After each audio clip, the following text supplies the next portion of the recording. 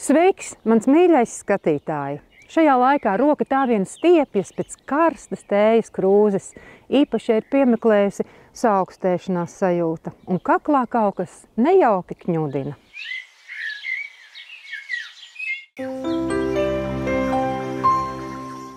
Šodien mēģināsim kopā ar ģimenes ārstu Lieni atšķitināt, kas ir vesela kakla stūrakmeņi.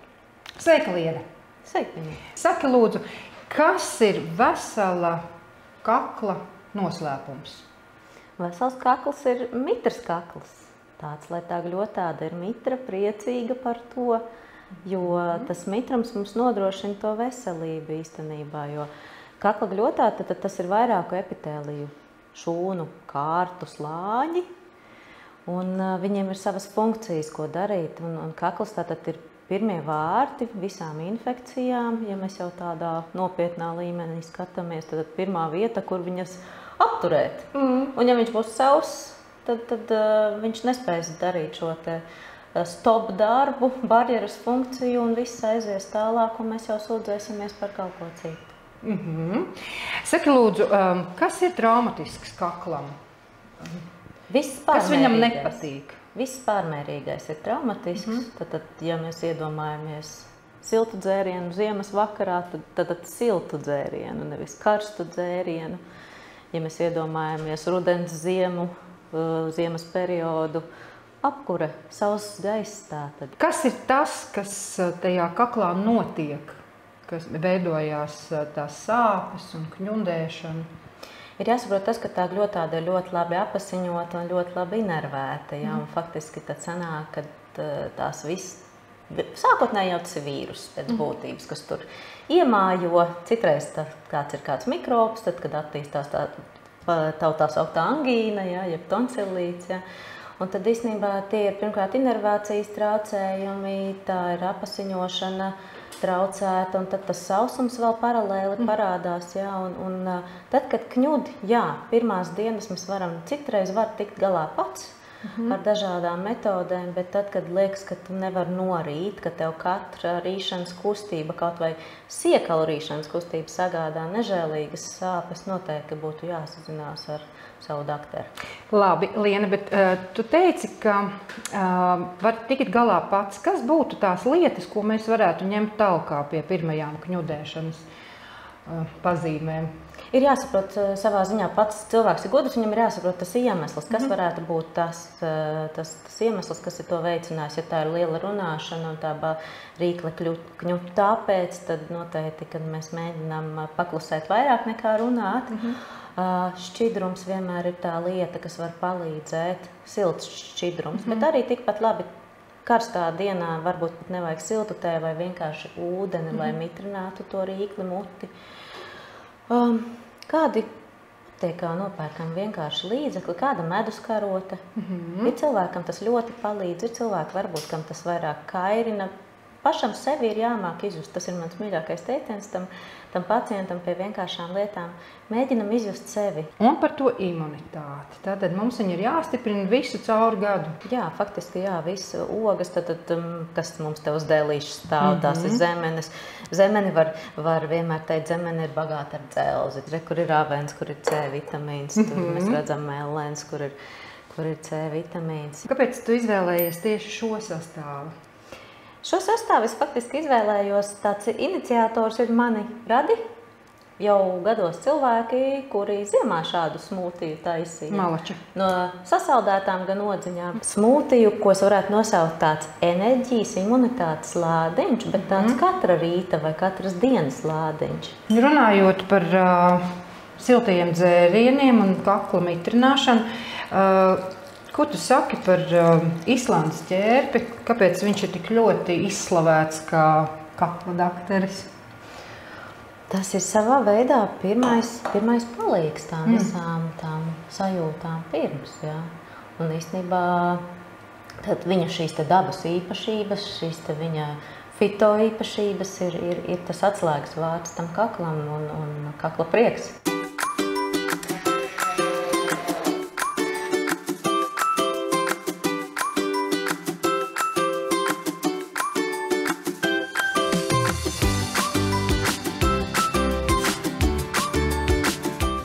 tā, smūti ir gatavi, un pie manis ciemos ir atnācis Jānis. Sveiks, Jānis! Sveiki! Smūtī mēs vēlāk izdarsim, jo mēs ar doktoru izrunājām, ka imunitāte, protams, ir vissvarīgākā, un arī mitras kakls ir ļoti svarīgs, kakla mitrināšana.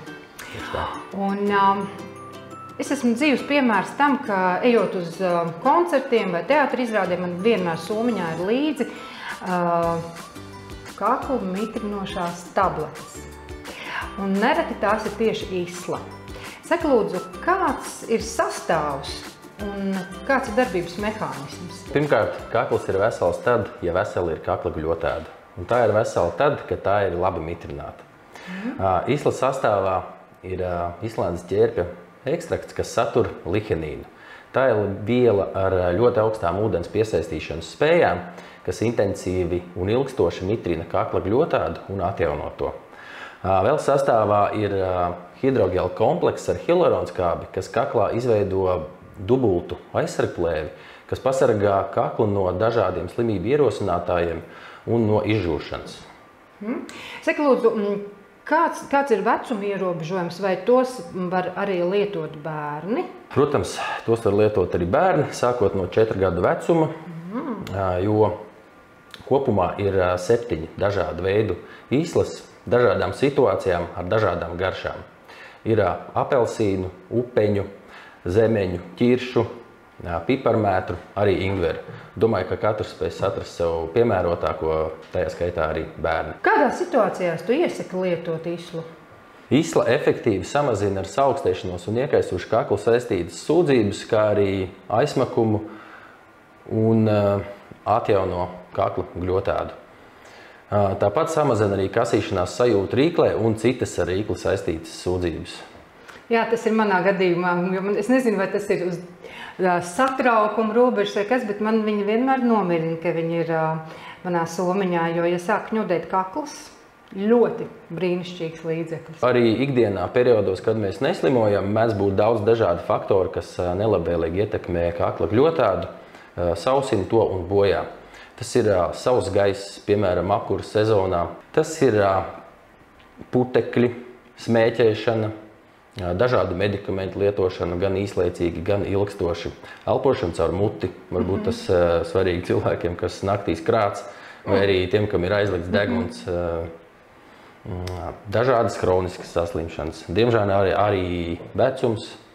Un vēl varbūt aktuāli tiem cilvēkiem, kam ikdiena saistīta ar ilgstošu runāšanu vai arī dziedāšanu. Dziedāšanu, koristi vai kaut vai... Solisti. Jā, tieši tā. Jā, tas svarīgākais, kas man šķiet tajā islā, ir, ka viņš mitrina kaklu. Ka tas ir tas, ko arī doktori teica, un arī tu saki, ka kaklam visu laiku ir jābūt, un gļotēdai jābūt ir mitrai. Tieši tā, jo daudzas problēmas rodās tieši no bojātas vai sausas kakla gļotēdas. Paldies par kompāniju, paldies. Par padomiem un izglītošanu. Jā, paldies jums. Uz veselību. Uz veselību. Garšīgi. Ne tikai garšīgi, bet arī veselīgi. Novēlu jums būt laimīgiem, priecīgiem un veseliem. Un isla varētu būt katra cilvēka mājas aptieciņā un arī varbūt somiņā.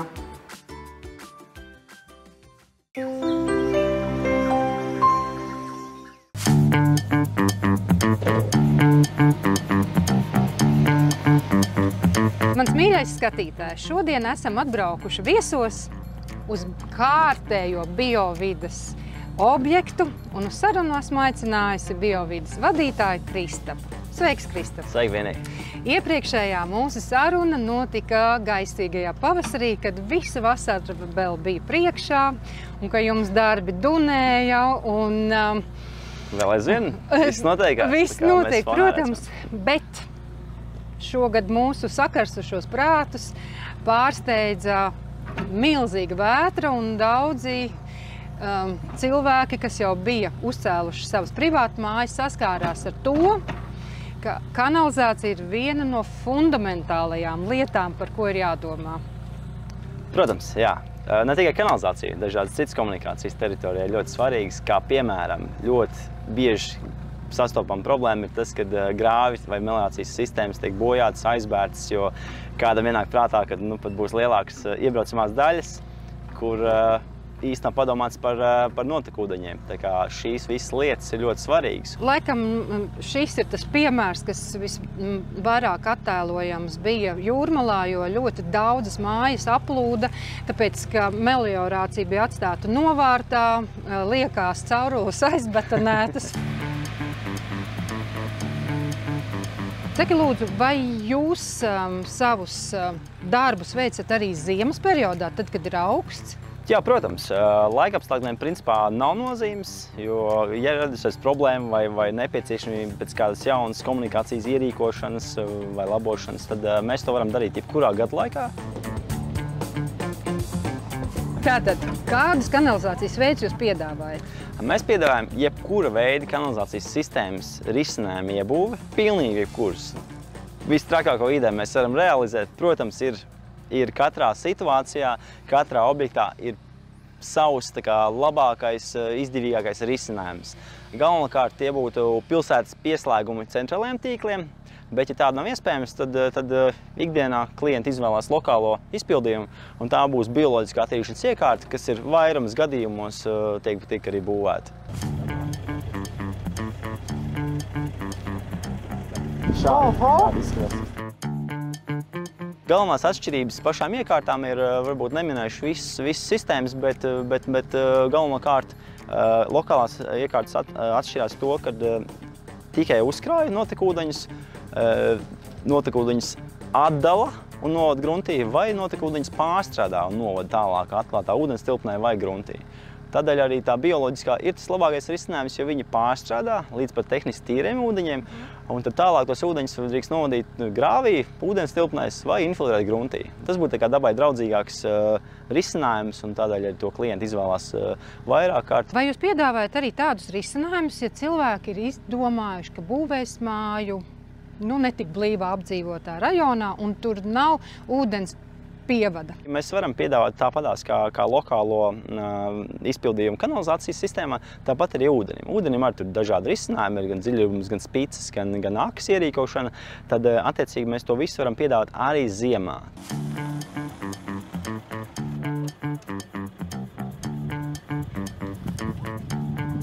Man šķiet, ka pati svarīgākā lieta, būvējot māju, ir uzticēt šo lietu profesionāļiem, nevis kaut ko pats izfunktierēt.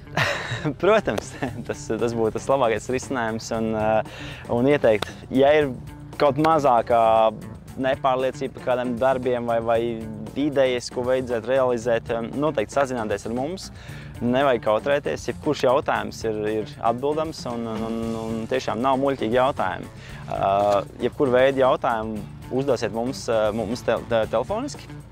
Ja būs nepieciešamība, braucam uz vietas, nokonsultēsim tieši objektā, izrunāsim konkrētu situāciju, atradīsim labāko risinājumu un realizēsim jūsu idejas.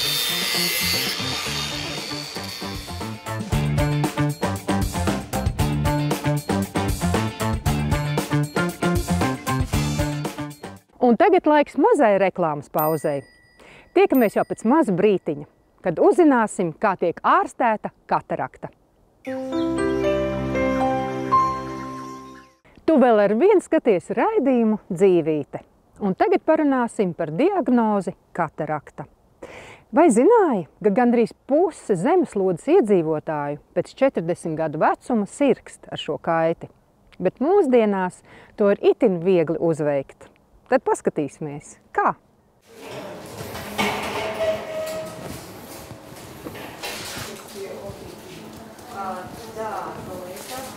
Es, protams, operācijas laikā mazliet pastāstīšos arī vienkārši par operācijas to būtību. Jūs tur nebaidieties, ja būs jums arī jaunas zināšanas. Ja?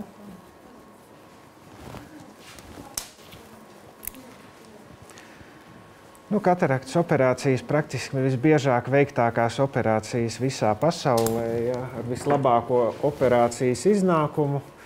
Un praktiski, ja kādam jautā, kas tad ir tas mērķis, kāpēc ir jāoperē katarakta un kataraktas jāoperē, lai redze būtu kā jaunībā atkal. Jā, lai noņemtu visu miglu, viss, ka tas zodiņu augstāk. Viss tas apduļķotais spogulis atkal būtu skaidrs. Tā, tad liksim zodiņu, tā, piespiedīsim pierīti. Un tad skatīsimies. Jā, nu tā izskatās viss labi.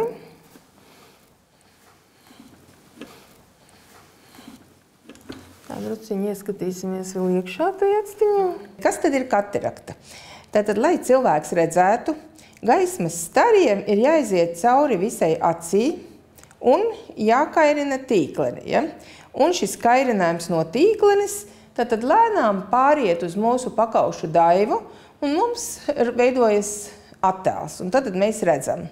Bet, lai šie gaismas stari varētu nonākt līdz tīklenei, jo cilvēks principā redz ar tīkleni, ja? Un tad ir jābūt dzidrām visām šīm vidēm. Un tad gaismas stari iziet cauri vispirms jau radzenei, tālāk gaismas stari iziet cauri lēcai, tālāk šie gaismas stari iziet cauri visam lielajam stiklveida ķermenim, un tad viņi nonāk līdz tīklenei. Ja?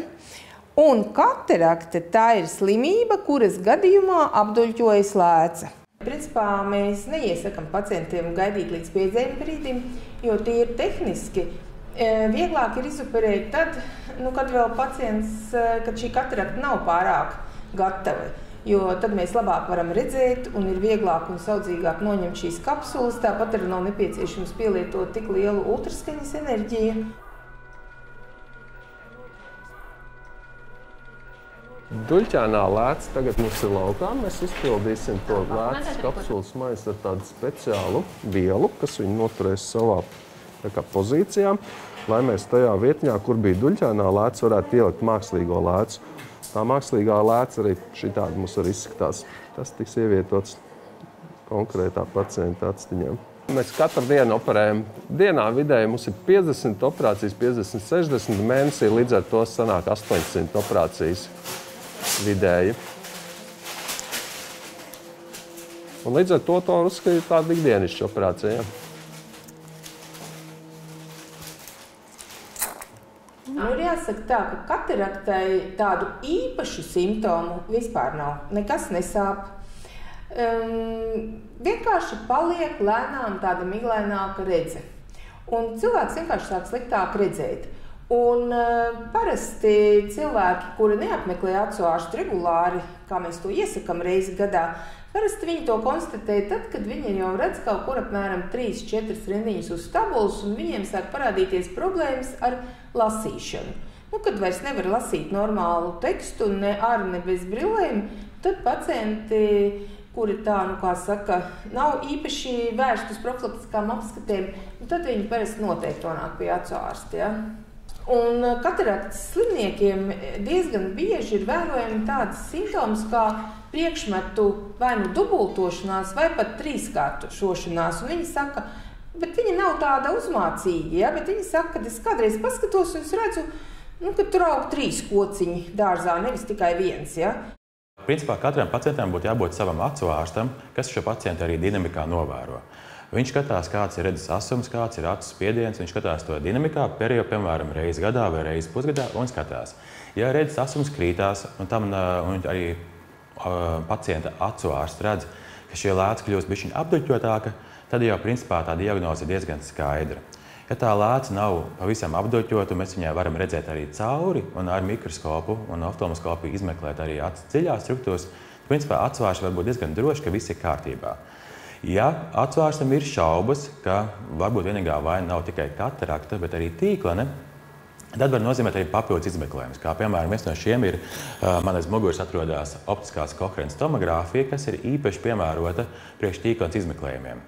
Nevienmēr tīklenes izmaiņas tāds liels un grandios, kurus mēs varam paši ar aci pamanīt, tāpēc šāda metode ir ļoti laba, jo mēs arī varam pašas sīkākās problēmas, pašas sīkākās patoloģijas arī viegli atrast, identificēt un arī nozīmēt atbilstošu ārstēšanu.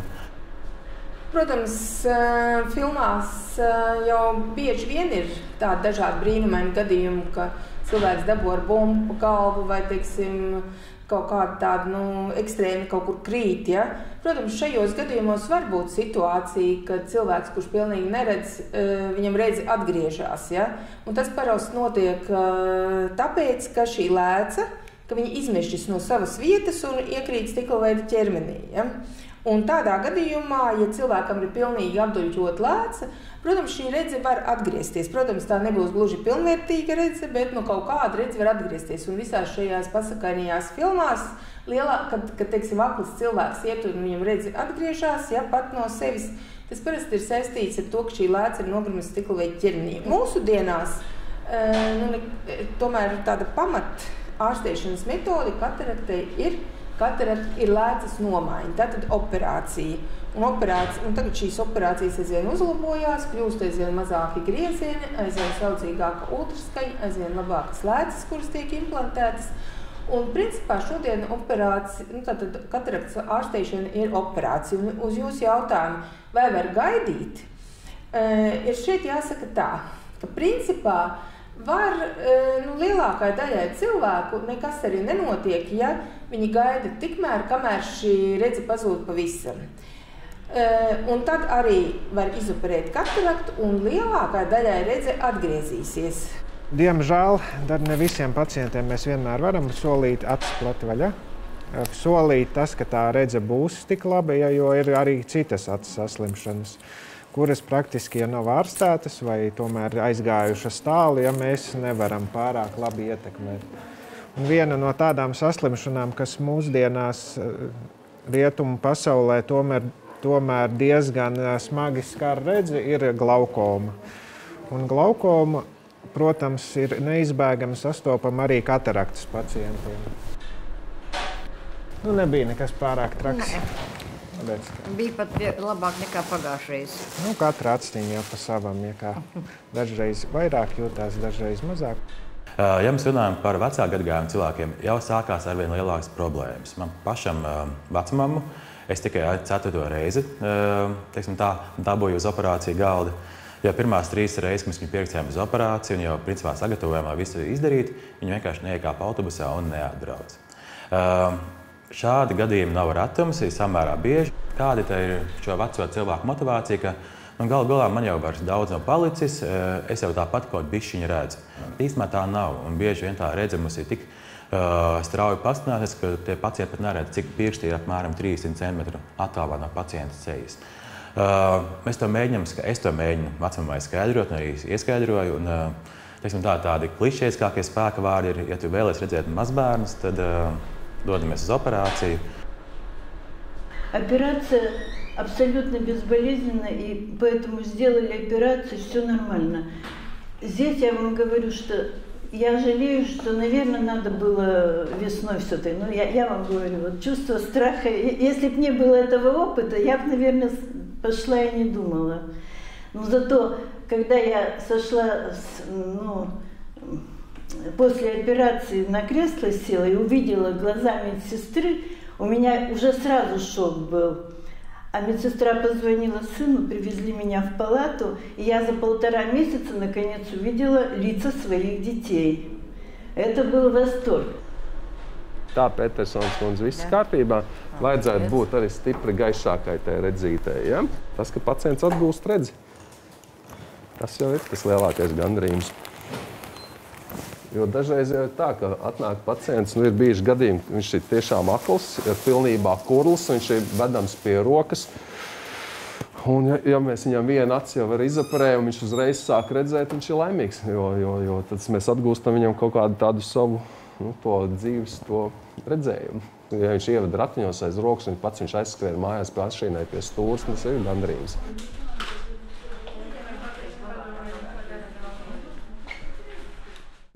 Un raidījumu vēlos noslēgt ar kādu skaistu citātu. Laimi var atrast pat vistumšākajos brīžos. Jāieslēdz tikai gaisma, gan telpā, gan dvēselē. Lai top!